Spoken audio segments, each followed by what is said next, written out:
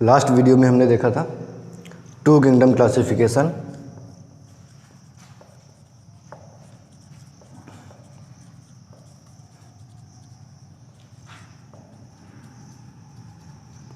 To kingdom classification जो कि दिया था कैरोलस लिनियस ने।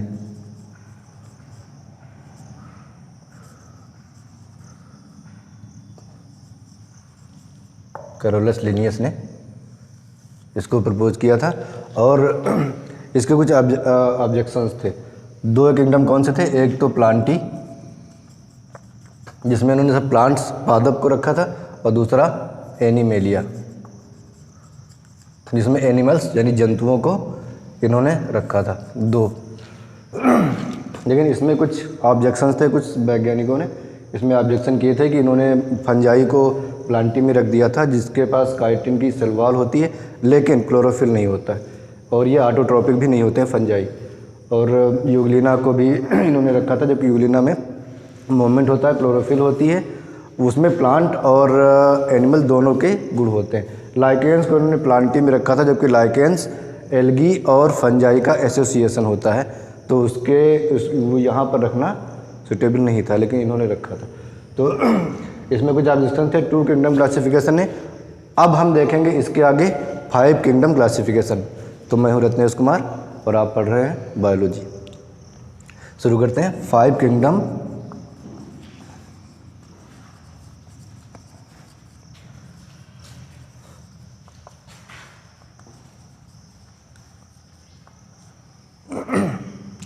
क्लासिफिकेशन। फाइव किंगडम यानी पांच जगत का क्लासिफिकेशन, वर्गीकरण, ऐसा वर्गीकरण जिसमें पूरे जीव जगत को पांच जगत में बांटा गया था, फाइव किंगडम में। और ये फाइव किंगडम क्लासिफिकेशन सिस्टम किसने दिया था? R.H. विटेकर ने, Robert H. Whittaker,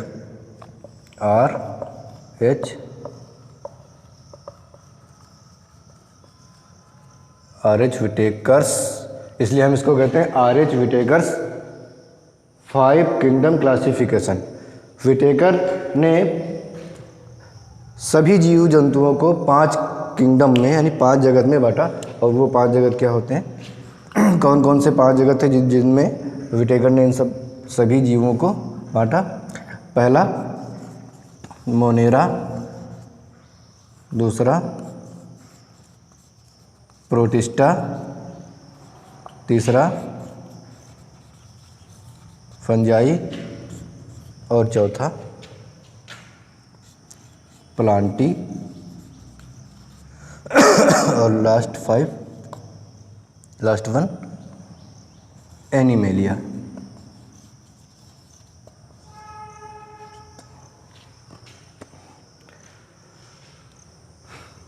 Monera, protista, fungi, Plantae and animalia, ये पांच किंगडम हैं जिनमें पूरे जीव जगत को, जितने भी एनिमल्स हैं, प्लांट एनिमल्स, सबको सूक्ष्म। अभी जब आपने टू किंगडम क्लासिफिकेशन देखा था, उसमें जो सूक्ष्म जीव थे जैसे कि बैक्टीरिया, इन सबको प्लांटी में ही रख दिया गया था। लेकिन यहाँ पर विटेकर ने इनको एक अलग किंगडम मोनेरा में रखा है। अब हम इन सबको एक्सप्लेन करते हैं एक एक करके कि कौन कौन से जगत में कौन कौन तरह के एनिमल आए हैं और किस वजह से, कौन कौन से कैरेक्टर्स हैं, कौन कौन से लक्षण हैं जिनके आधार पर इन फाइव किंगडम में इन एनिमल्स को इस्टेब्लिश किया गया है। तो सबसे पहले हम देखेंगे मोनेरा। इनमें एक खास बात होती है, हर एक किंगडम में एक स्पेसिफिक कैरेक्टर है, कम से कम एक या एक से अधिक स्पेसिफिक कैरेक्टर हैं जो कि सिर्फ उसी किंगडम में, जैसे कि मोनेरा का एक अलग स्पेसिफिक कैरेक्टर है, प्रोटिस्टा का एक अलग, फंजाई का अलग, प्लांटी का अलग, और एनिमेलिया का, सबका एक न एक स्पेसिफिक कैरेक्टर है जिनके आधार पर इनको अलग क्लासीफाई किया गया है। तो अब हम ये रफ कर देते हैं, इसके आगे यहीं पे लिखे जा रहे हैं किंगडम मोनेरा। किंगडम मोनेरा में ऐसे जीवों को रखा गया है जो प्रोकैरियोटिक नेचर के हैं, प्रोकैरियोटिक ऑर्गेनिज्म।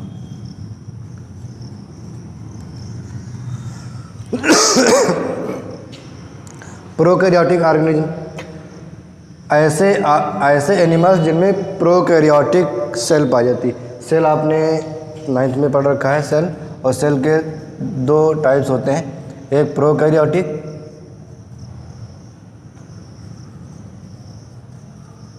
और दूसरा यूकैरियोटिक।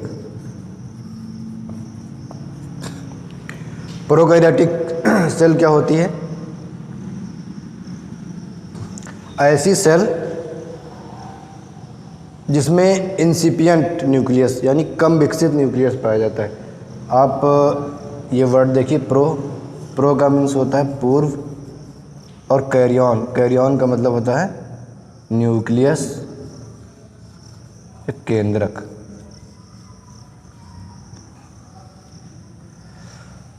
ऐसी कोशिका जिसमें पूर्ण विकसित केंद्रक नहीं पाया जाता है उसको हम कहते हैं प्रोकैरियोटिक कोशिका। जैसे उदाहरण के लिए आपने देखा होगा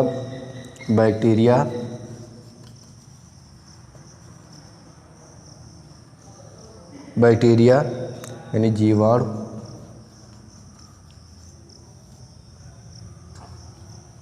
साइनोबैक्टीरिया, ब्लू ग्रीन एल्गी, जिसको हम कहते हैं BGA। ये सब एनिमल्स बहुत ही सूक्ष्म एनिमल होते हैं। माइकोप्लाज्मा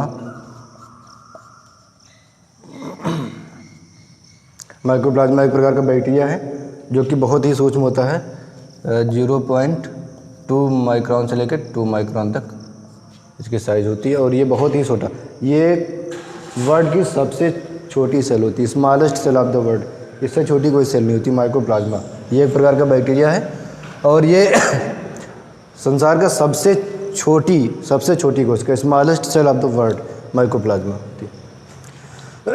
तो हम बात कर रहे थे प्रोकैरियोटिक सेल। ये जो किंगडम मोनेरा है, किंगडम मोनेरा में सभी प्रोकैरियोटिक टाइप के एनिमल्स रखे गए हैं। और ये प्रोकैरियोटिक कोशिका क्या होती है, हम एक मॉडल डायग्राम बना दे रहे हैं इसका।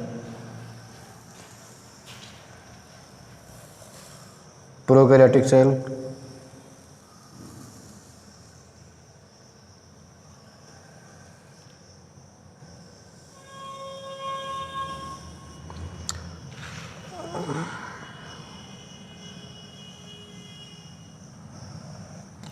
जो प्रोकैरियोटिक सेल होती है इसकी सबसे खास बात ये होती है कि इसमें जो केंद्रक होता है, न्यूक्लियस, वो पूर्ण विकसित केंद्रक नहीं होता है।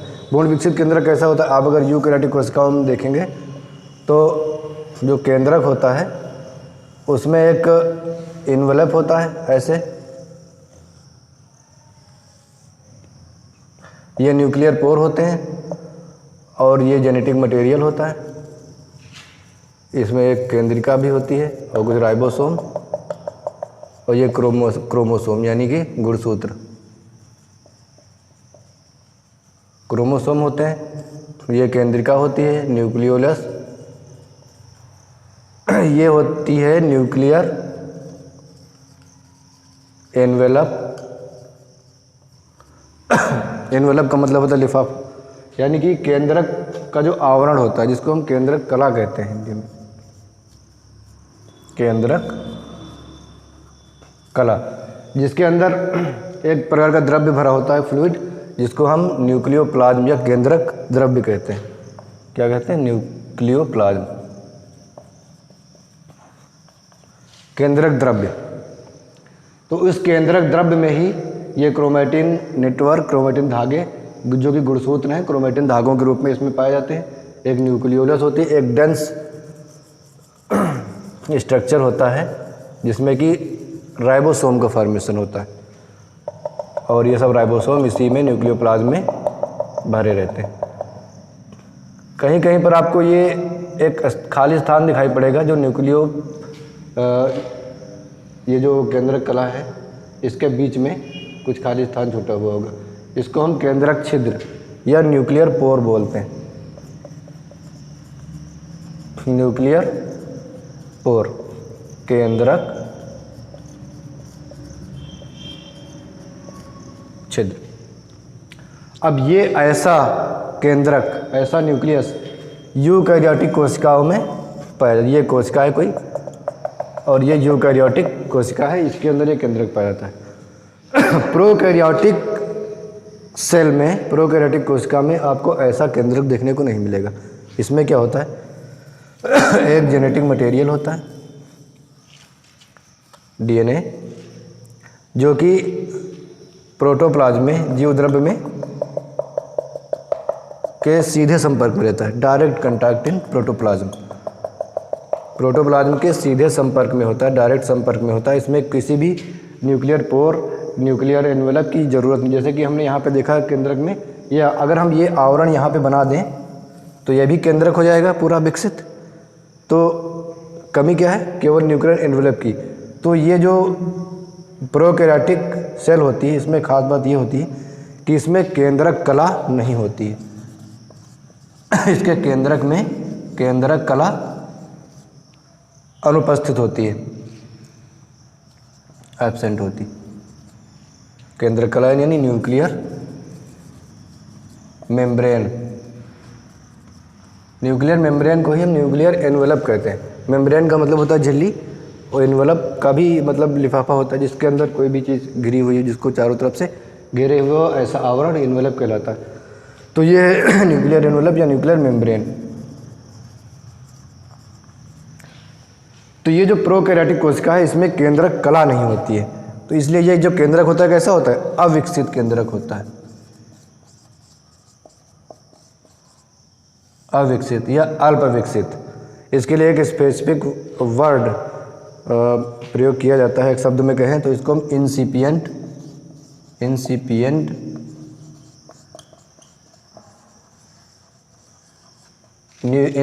न्यूक्लियस कहते हैं।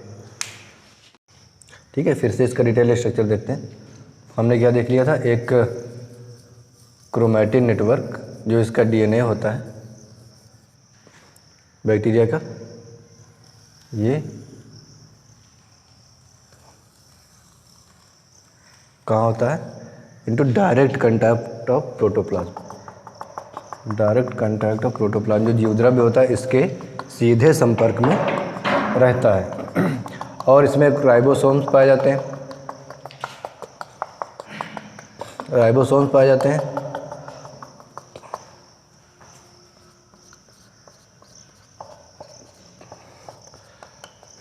ये इसकी सेल वॉल है, सेल वॉल, ये प्रोटोप्लाज्म है, ये राइबोसोम है, और लोकोमोशन के लिए इसमें फ्लैजेला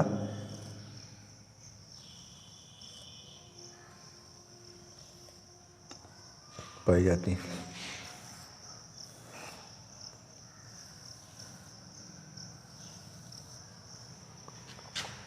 अब ये फ्लैजेला दो भी हो सकती है, एक भी हो सकती है, अलग अलग बैक्टीरिया में अलग। जैसे कि मोनोट्राइकस है तो उसमें एक फ्लैजेला होगी, एम्फीट्राइकस है उसमें दोनों तरफ फ्लैजेला होती है, पेरीट्राइकस है तो उसमें पूरी बॉडी में चारों तरफ बैक्टीरिया के फ्लैजेला होती है।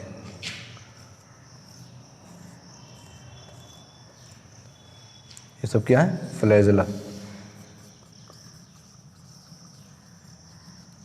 ये हम क्या बना रहे हैं, बैक्टीरिया। बैक्टीरिया एक प्रोकैरियोटिक सेल होती है।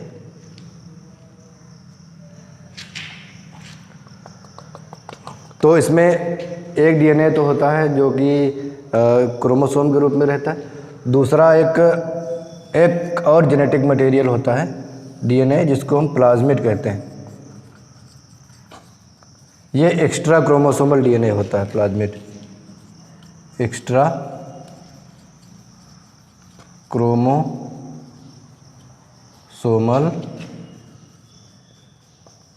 डीएनए। एक एक्स्ट्रा क्रोमोसोमल डीएनए एक प्रकार का और इसमें पाया जाता है जिसको हम एपिसोम कहते हैं। एपिसोम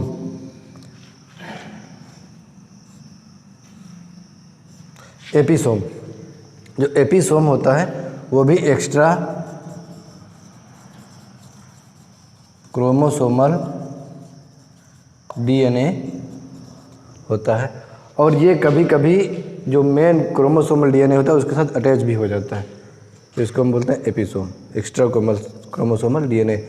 और इसमें राइबोसोम पाए जाते हैं। ये जो राइबोसोम है ये कैसे होते हैं, 70S टाइप के राइबोसोम पाए जाते हैं, ठीक है।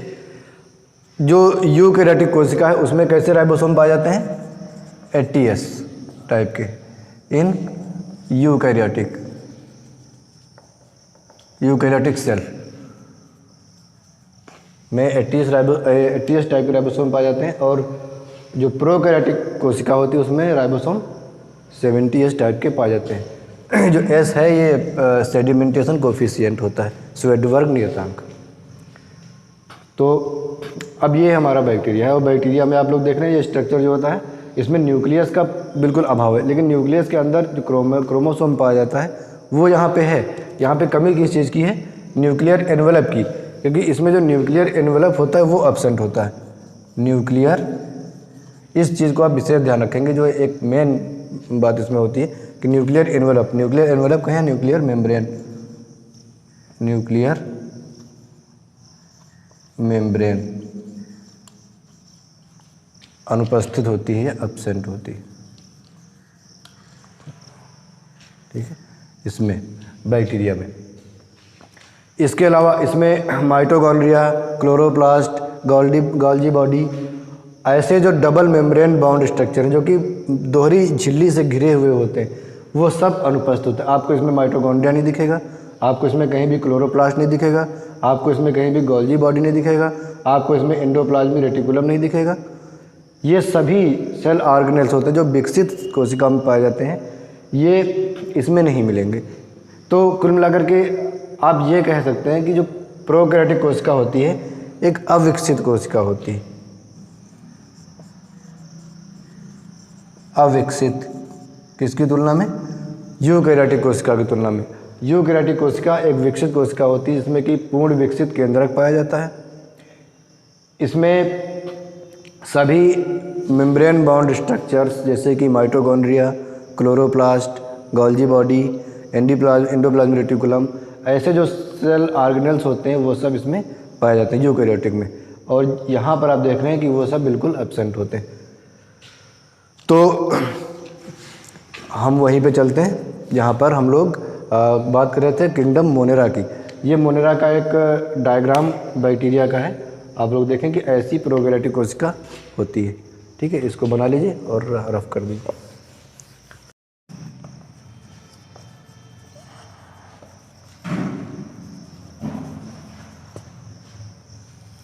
हम लोग देखते हैं किंगडम मोनेरा। किंगडम मोनेरा में किस तरह के एनिमल्स रखे गए हैं जो कि प्रोकैरियोटिक नेचर के होते हैं। ये यूनिसेलुलर भी हो सकते हैं, यानी यूनिसेलुलर मतलब एक कोशिकीय।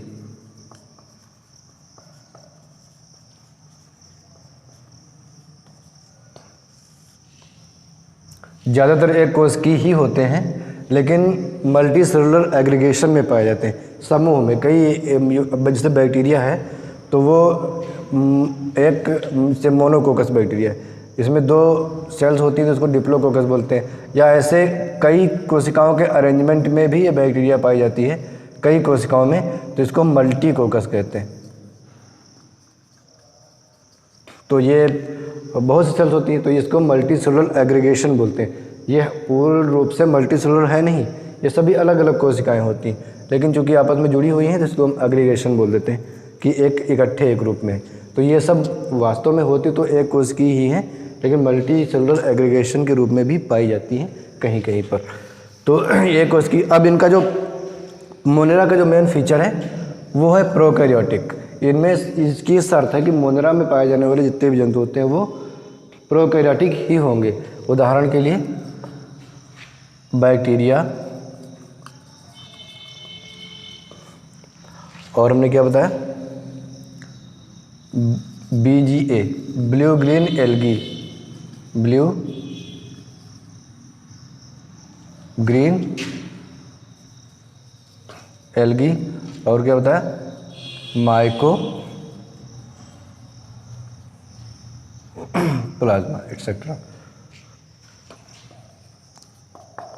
ये इसके उदाहरण है। प्रोकैरियोटिक कोशिका के बारे में हमने भी ब्रीफली बहुत ही संक्षेप में थोड़ा सा देखा। इसके जो डिटेल अकाउंट का हम स्टडी करेंगे सेल में। एक चैप्टर आप में 3rd यूनिट में है cell, the unit of life, तो उसमें प्रोकैरियोटिक और यूकैरियोटिक के बारे में विस्तार से चर्चा की जाएगी और सेल के बारे में और भी बहुत डिटेल में हर चीज़, इसका स्ट्रक्चर एंड फंक्शन और उसकी केमिस्ट्री सेल्स की सब कुछ स्टडी की जाएगी जो इस चैप्टर में सेल में द यूनिट ऑफ लाइफ में। यहाँ पर बस चूँकि क्लासिफिकेशन है तो हम प्रोकैरियोटिक में इतना ही बता करके इसके अब इसका क्लासिफिकेशन करेंगे मोनेरा का। तो मोनेरा में एक बात तो ये आपको पता चलेगी कि इसमें बैक्टीरिया होते हैं, ब्लू ग्रीन एल्गी होते हैं, यानी नीली हरी शैवाल, ब्लू ग्रीन एल्गी नीली हरी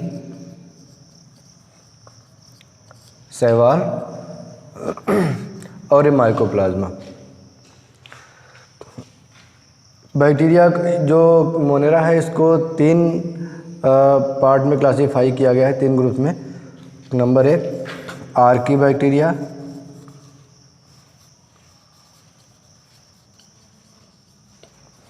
आर्की बैक्टीरिया।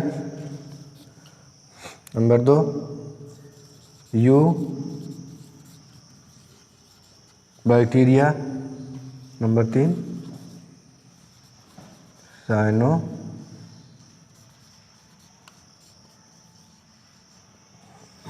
साइनोबैक्टीरिया।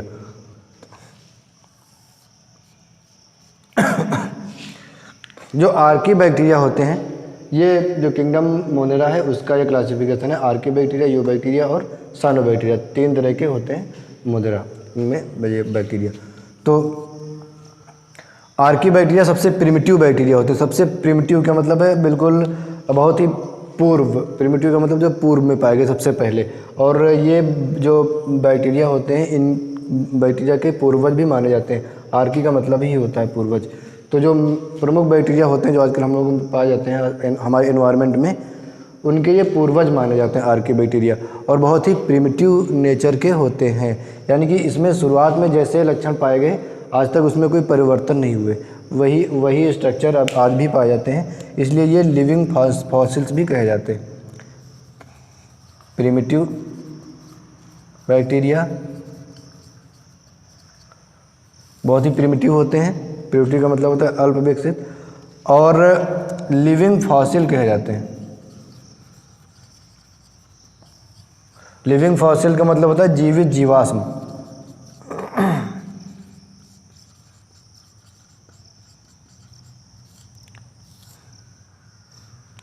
जीवाश्म तो आप समझ ही रहे होंगे। तो जीवाश्म जीवित तो होते नहीं। जीवाश्म का मतलब ये होता है कि जो हमको स्ट्रक्चर मिलते हैं, जीवन जो इंस्टिंक्ट हो गए, विलुप्त हो गए प्राणी, उनके अवशेष मिलते हैं, उनको हम जीवाश्म कहते हैं। ये बैक्टीरिया आज भी जीवित है, लेकिन हम इनको जीवाश्म क्यों कहते हैं? क्योंकि ये जो जितने भी ऐसे कैरेक्टर्स थे जो इनमें हैं वो सभी आज विलुप्त हो चुके हैं। ये एक केवल ऐसा एक क्लास बची है बैक्टीरिया की जिसमें कि सभी बैक्टीरिया हैं उन्हीं कैरेक्टर्स को लेकर के आज भी पाए जाते हैं। उसमें वैसे ही प्रिमिटिव कैरेक्टर्स होते हैं उन बैक्टीरिया जो कि इन बैक्टीरिया में आज नहीं पाए जाते हैं, वो इनमें पाए जाते हैं, इसलिए हम इनको जीवित जीवाश्म कहते हैं। इनकी एक खास बात होती है कि ये एक्सट्रीम एडवर्स कंडीशन में भी सर्वाइव कर सकते हैं। मतलब बहुत ही विपरीत इन्वायरमेंट में, विपरीत सर्कमस्टांसेस में, जो कि जिसमें कि और भी अन्य कोई जीव का जीवित रहना संभव नहीं। जैसे कि कोई बहुत ही सैलाइन वाटर हो, हॉट वाटर हो, या एक्स्ट्रा एसिडिक कंडीशन हो, एसिडिक एनवायरनमेंट, जैसे कि आप कोई एसिड हो उसमें आप इनको रख दीजिए बैक्टीरिया को, उसमें भी ये जीवित रहते हैं। सैलाइन वाटर में आप रख दीजिए उसमें भी ये जीवित रहते हैं। तो सल्फ़र में रख दीजिए उसमें भी जीवित रहते हैं। तो इनका जो नेचर है अपने आप को अडॉप्ट करने के लिए, ये एक अद्भुत है जो कि अन्य किसी एनिमल में नहीं पाया जाता है, किसी भी इन्वायरमेंट में। एक्सट्रीम एडवर्स कंडीशन,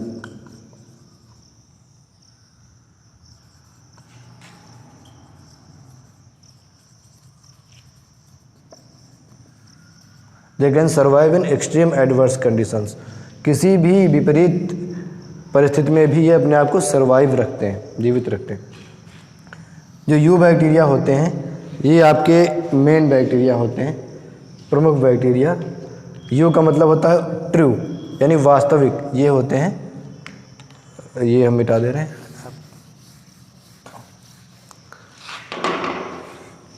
वास्तविक।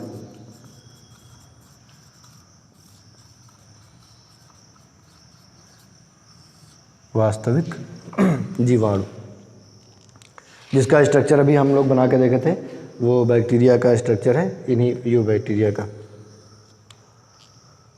इनमें अलग अलग प्रकार के बैक्टीरिया होते हैं, जैसे कि एक जो गोल बैक्टीरिया होते हैं, राउंडेड बैक्टीरिया, जिनको हम गोल जीवाणु कहते हैं, या कोकस। जो गोल जीवाणु होते हैं उनको हम कहते हैं कोकस। इनका स्ट्रक्चर होता है बिल्कुल गोलाकार, और ये एक सेल के रूप में होते हैं तो उनको मोनोकोकस कहते हैं, और जब ये 2 सेल में होते हैं तब इनको हम डिप्लोकोकस, और जब बहुत सेल के अरेंजमेंट में होते हैं तब इनको हम मल्टीकोकस बैक्टीरिया कहते हैं। इसको हम कहते हैं मल्टी कोकस। ये है डिप्लोकोकस। और दूसरा जो छड़नुमा होते हैं, जिनको हम बैसिलस कहते हैं, बैसिलस। ये जो बैसिलस होते हैं ये ऐसे लंबे छड़नुमा होते हैं।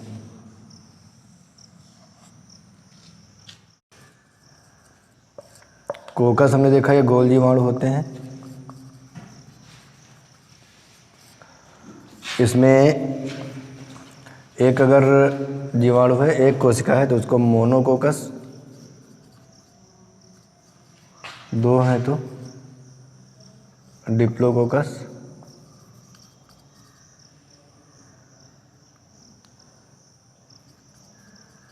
और बहुत से जीवाणु है तो मल्टीकोकस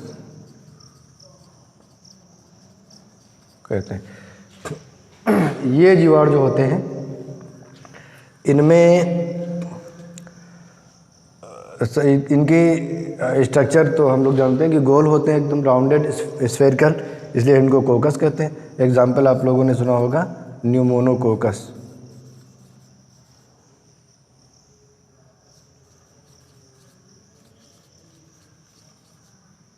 न्यूमोनोकोकस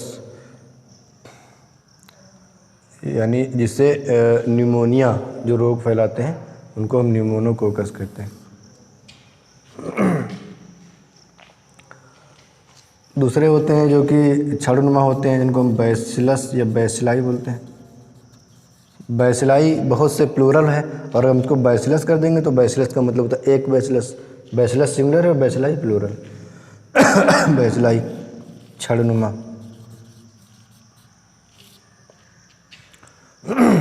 ये ऐसे दंडाकार छड़नुमा लंबे जीवाणु होते हैं, गोल ना होकर के लंबे जीवाणु होते हैं। बैसिलाई ऐसे, जैसे माइकोबैक्टीरियम ट्यूबरक्लोसिस,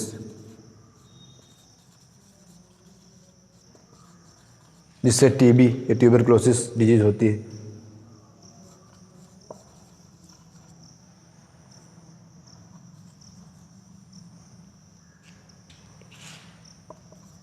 माइकोबैक्टीरियम ट्यूबरक्लोसिस, ये बैक्टीरिया होते हैं। कुछ स्पाइरल शेप्ड होते हैं,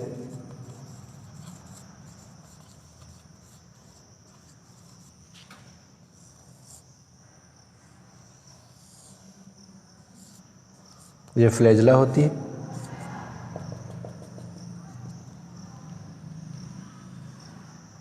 ऐसे बैक्टीरिया होते हैं। एग्जाम्पल है स्पाइरलम, स्पाइरला। ठीक। कुछ कॉमा शेप्ड बैक्टीरिया होते हैं,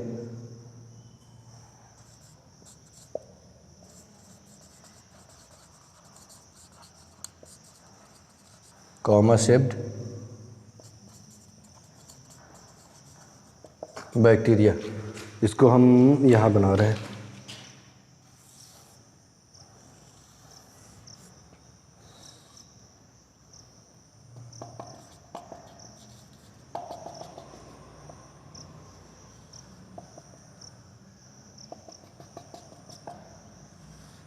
ऐसे बैक्टीरिया होते हैं। जैसे कि कॉलेरा का जो बैक्टीरिया जिससे कॉलेरा होता है, हैजा, उसको बोलते हैं विब्रियो कैलोरी।